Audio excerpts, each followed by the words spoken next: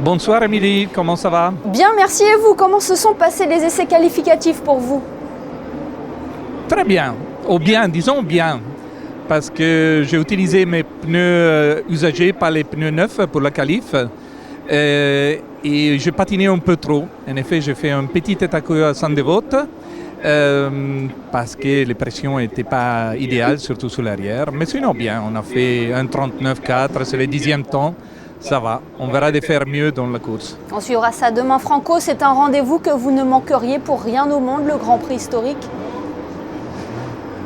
Non, car je suis ici, j'habite ici, je vis ici tous les jours, j'ai fait les routes de la ville tous les jours. Ça fait plaisir d'amener en plus une belle voiture comme ça. Et cette Ferrari, car c'est unique, c'est un proto, le numéro 1, la seule faite. J'aime bien la faire courir ici à Monaco, mais je ne la fais pas courir dans les courses, par exemple en Angleterre ou dans des autres pays, parce que les Ferrari, ils ont encore tous leur moteur d'origine de l'époque et on ne trouve pas des pièces. Et alors j'aime bien l'amener ici parce qu'il y a une belle ambiance, j'adore le circuit et ça fait plaisir d'entendre les bruits du 12 cylindres dans la voiture. Mais justement, racontez-nous l'histoire de cette Ferrari 312 B3 de 1972.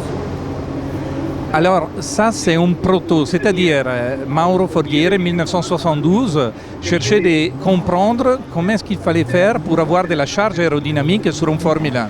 Il avait trouvé la charge aérodynamique sur les prototypes, les 312 PB, avec lesquels il faisait les championnats du monde et les courses d'endurance, mais pas sur les Formule 1.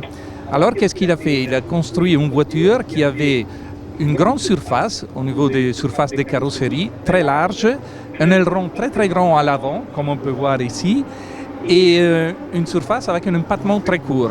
Oui, elle avait un surnom, cette monoplace, Franco, la Spazzaneve, chasse-neige en français. La chasse-neige.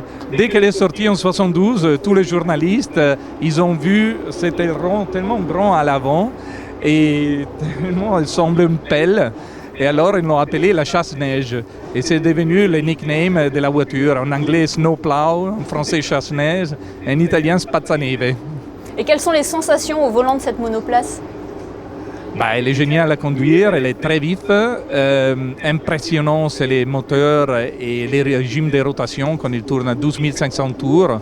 Les bruits, il est très très pointu, mais très beau à entendre. Et de pouvoir rouler sur le circuit mythique du Grand Prix de Formule 1, c'est excitant aussi. C'est très excitant, c'est très spécial aussi parce que, à différence des autres circuits dans tout le monde, Monaco, il y a tellement de couleurs. Les publics, les maisons, les affiches. Dans les autres circuits, il y a des grands espaces et c'est pas si... les choses ne passent pas si vite comme à Monaco. À Monaco, il y a tellement de choses, il faut faire attention à ne pas se distraire et à se rappeler du métrage où il faut freiner, où il faut ralentir, où il faut accélérer. Donc c'est un Grand Prix totalement différent des autres. Franco, vous avez une carrière assez riche. Vous avez collaboré avec Enzo Ferrari. Oui, en 86, j'étais présenté à Enzo Ferrari et on a fait un contrat, j'étais devenu consultant pour tout ce qui était course, voiture GT, production et sport, c'est-à-dire pas Formule 1. Et c'est comme ça qu'à l'époque, j'avais inventé les Ferrari Challenge pour mettre sur le circuit les voitures de production. On a fait les courses avec les F40, c'est-à-dire j'ai transformé les F40 en voitures de course pour faire d'abord les championnats italiens. Après, on a construit 348 LM pour faire les 24 heures du Mans et les championnats BPR.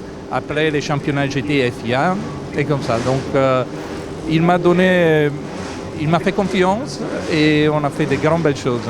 En espérant donc que Ferrari vous porte chance pour ce Grand Prix historique de Monaco. Merci infiniment, Franco Meiners, d'avoir été avec nous ce soir. Merci beaucoup.